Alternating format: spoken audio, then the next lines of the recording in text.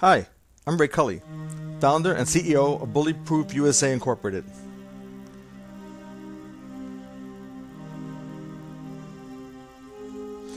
Now, the following video poem is simply for entertainment and it has nothing to do with bullying.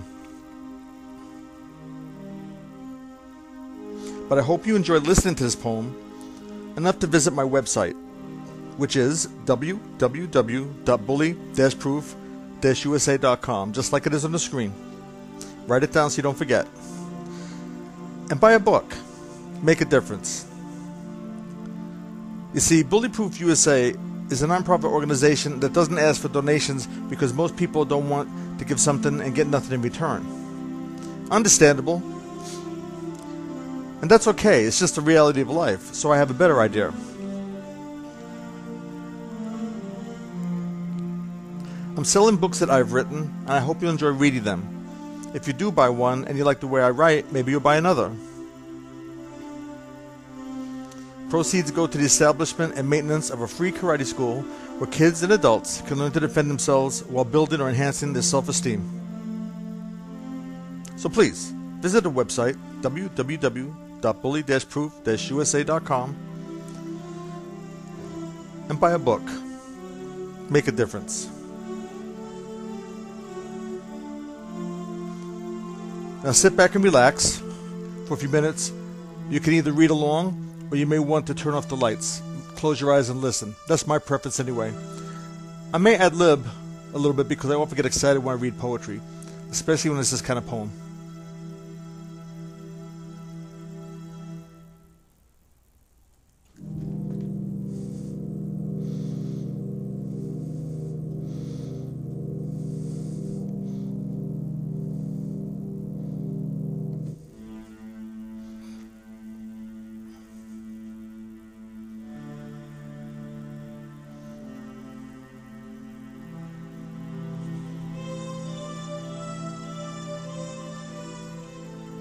Here's a tale that's very sad but true. It will be hard to believe and horrifying too. If I wasn't there, if I hadn't survived, who would dispute the government's lies?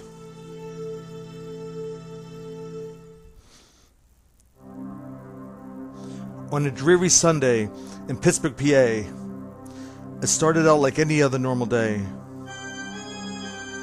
A brother and sister visited a grave. Barbara and Johnny are the names that they gave.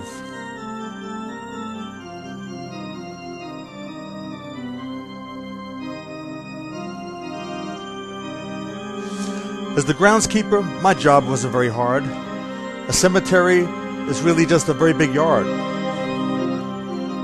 I opened the gate and they drove to the site. It was getting dark. It was almost night. I followed them and watched as they placed flowers near the headstone. I watched from behind a tree. They thought they were alone. Johnny and Barbara had driven for almost 2 hours. Barbara prayed, but Johnny's attitude was sour.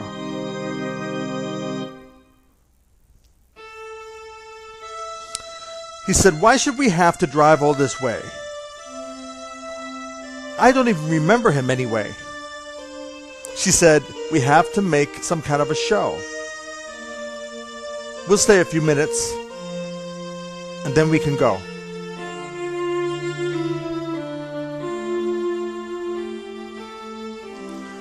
Johnny decided to have some fun.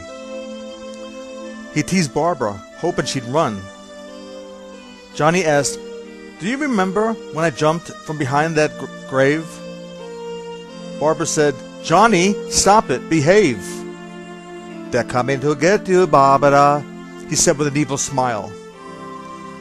Barbara said, "Johnny, you're being a child."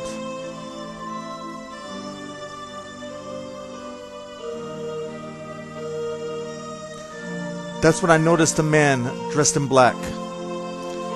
He was walking so slowly, way in the back. Johnny saw him too, and he said to his sister, "Here comes one now. I'm getting out of here."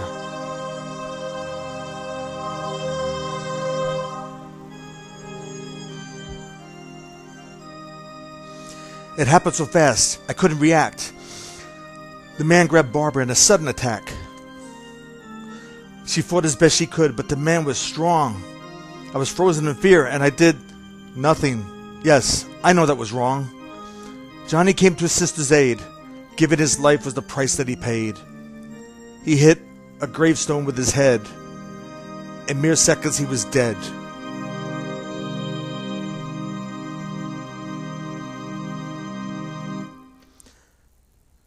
Barbara ran and ran, but didn't get far. Somehow she made it to the car. But Johnny had the keys, so she couldn't drive. And she desperately wanted to stay alive. She put the car on neutral, and she thought she was free. But she coasted down the hill right into a tree. She ran from the car, but the man wasn't far behind. She needed help, but an old farmhouse was all she could find.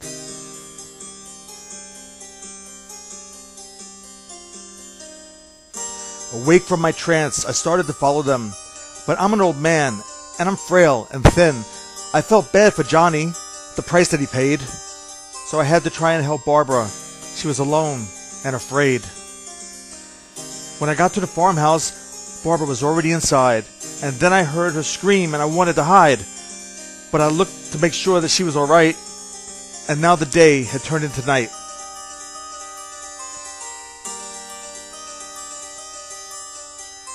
I saw Barbara looking up at the staircase. And that's when I saw the dead woman with no face.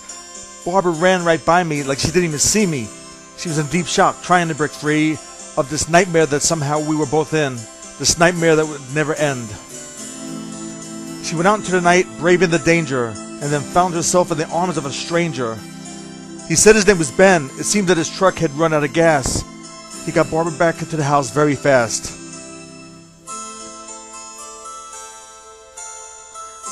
When they went back into the house, I was hiding in a room.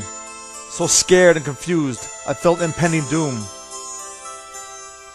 I locked the door and I sat in the chair. I couldn't see what was happening, but I could still hear. Then I noticed a small hole in the door. I could see just a little, but I wanted to see more.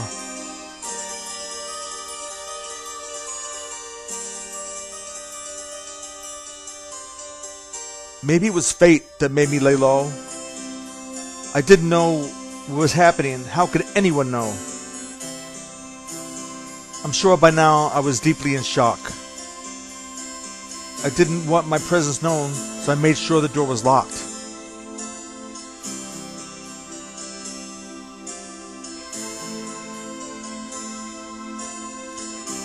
Ben jiggled the doorknob. I thought he had found me, but his attention turned elsewhere because now there were three scary men walking slow, walking steady. But Ben had a lug wrench, and he was ready. He beat them in the heads until they stayed down, and then became horrified when he looked around. First one man, then three, and then there were four. Soon Ben saw that there were many, many more.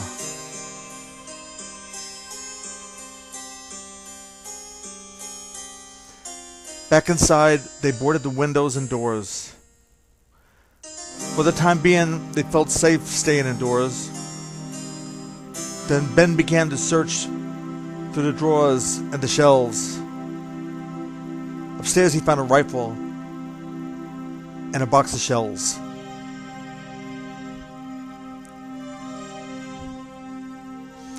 Then he heard Barbara scream and he ran to help her.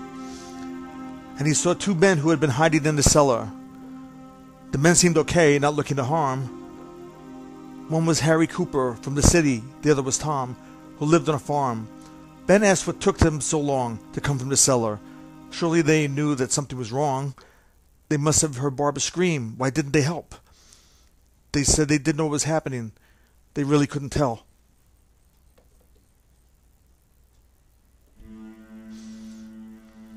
There were three more downstairs, a girl and two women. There was Tom's girlfriend Judy, and Harry's wife and daughter, Helen and Karen.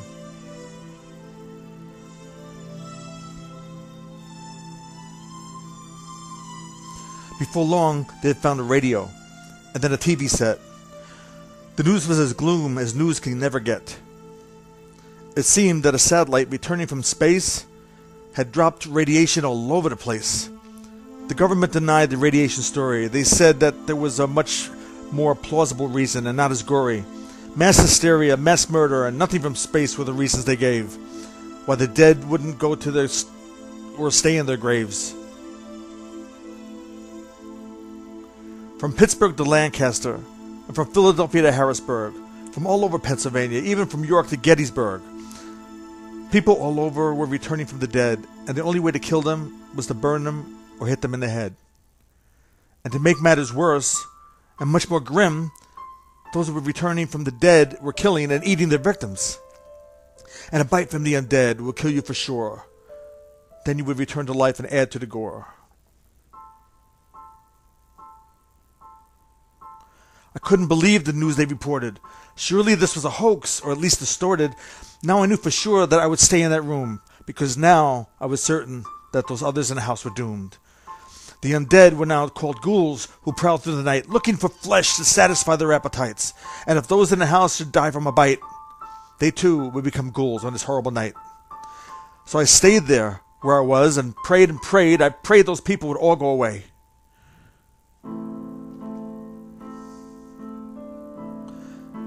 Then I heard Ben and Tom say they would go for the truck. There was a gas pump on the farm, and with any luck, they could fill up the truck with plenty of gas, then come back for the rest, and then just drive right on past. These ghouls were so slow that it would be hard to just leave them behind, lurking in the yard.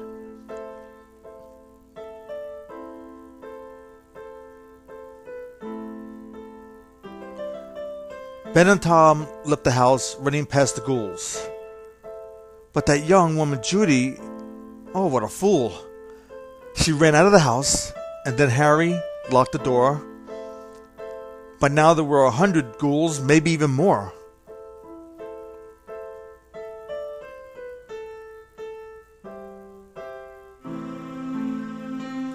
A few minutes later, I heard an explosion, and then I heard an awful commotion. Harry Cooper wouldn't open the front door. That's when I heard Ben yell with a roar, "Cooper, open up! Let me in!" But Harry Cooper wouldn't give in. Alone, Ben kicked open the front door and then grabbed some wood. He was going to try and keep them out, but it didn't do any good. He couldn't do it alone, and Harry came to help with a plank. They boarded up the entrance, but Ben didn't give thanks. When he was done, he knocked Harry around, and when Harry was beat up, he stayed down. Now Ben needed to come up with a new plan, but now he was the only man who had courage and strength to survive this night and help the others out of this terrible plight.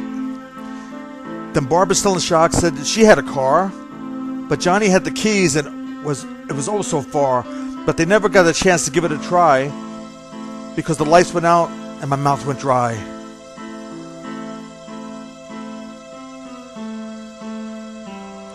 Suddenly the ghouls tried to crash through the front door. Barbara remained on the couch, her feet on the floor. Ben tried to stop them, but Cooper didn't help. He grabbed the rifle, pointed at Ben, and that's when I felt that no one would survive this awful ordeal. And if the ghouls found me, I would surely be a meal. Ben sprang like a cat, and soon Harry was down. Ben grabbed the rifle, shot Harry, and Harry spun around. Harry headed for the cellar, I guess to die near his little girl. I knew that he would soon leave this world. Then ghouls grabbed Helen and tried to pull her out. Suddenly, Barbara was out of her trance and she sprang for the couch. She helped Helen get away, then to her surprise, oh my God, Johnny was there with fiery eyes. He pulled on his sister and soon she disappeared. I didn't help, but I was no longer frozen in fear. I sprang from the room and went down the cellar stairs. And what do you think that I found there?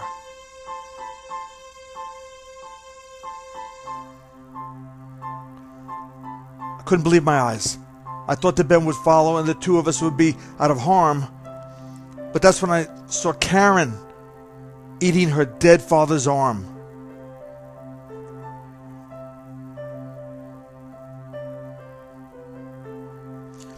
I heard someone coming down the stairs. I had to find a place to hide, anywhere. I found a cubby hole that was just big enough. I crawled inside, found a tarp, and covered myself up. It was Helen who came down, and when she saw her child, she stretched out her arms and tried to smile, but Karen soon stood up, and Helen backed up. Karen picked up a pointed trowel and raised her hands up. Helen died with open eyes because Karen stabbed her 14 times.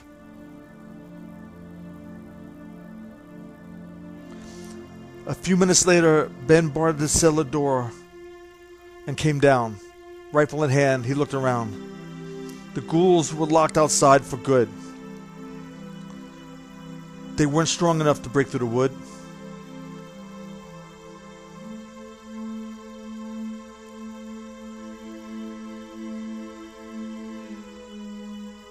Ben saw Harry's and Helen's bodies and lowered his head. But little Karen had gone upstairs to join the undead. Trying to be quiet, I held my breath. I was out of my mind. I was scared to death. I didn't know if Ben was okay. Had he been bitten? I couldn't say.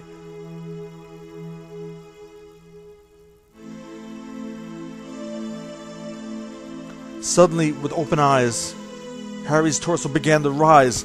Ben, being the last of them to survive, was surely fate, but now his heart was filled with hate. He cocked the rifle and pointed it down. He shot Harry 3 times. Harry didn't make a sound. Then Ben looked over at Helen, his weapon poised. She opened her eyes, but made no noise.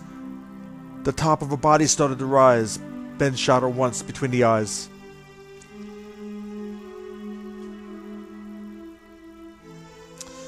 Ben crouched and held his weapon tight. He started to cry, wondered if he would survive the night. Eventually, he lowered his head. I thought that he might be dead. Then I heard him snore. It was a comforting sound, especially since no one else was around.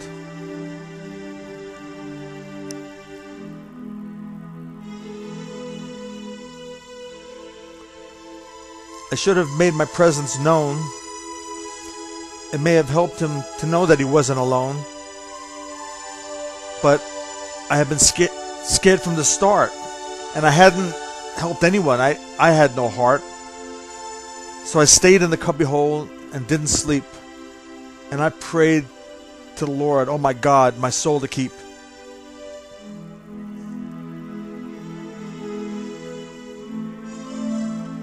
At daybreak, I was restless and very tired. Ben woke with a start when we heard gunfire, then walked up the stairs and unbarred the door. I heard some more gunfire, and then more and more. It seemed that the ghouls were now outside. There was no more reason for me to hide. I followed Ben upstairs as quiet as a mouse. I wanted him to think that he was alone in the house.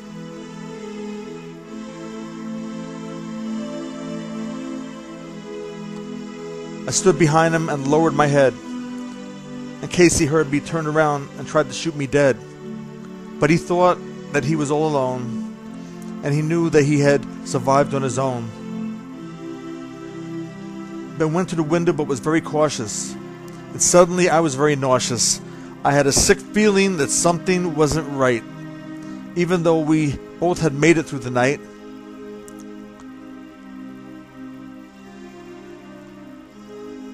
I don't know why, but I yelled at his name. I yelled very loud, but it was all in vain.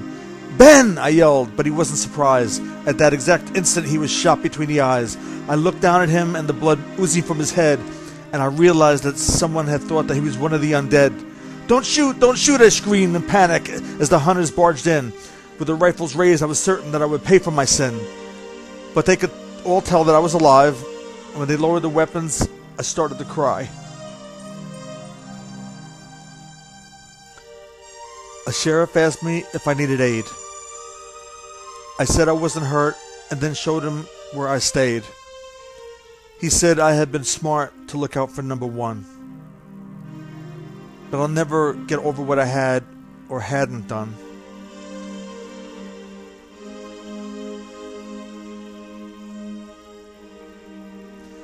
No official statement disputes the government's denial. And the dead or undead haven't walked in a while. We always forget the horrors in life. We forget about wars and crime, and all sorts of strife. And I'm not surprised that this all has passed. And when I speak of zombies and ghouls, I feel like an ass.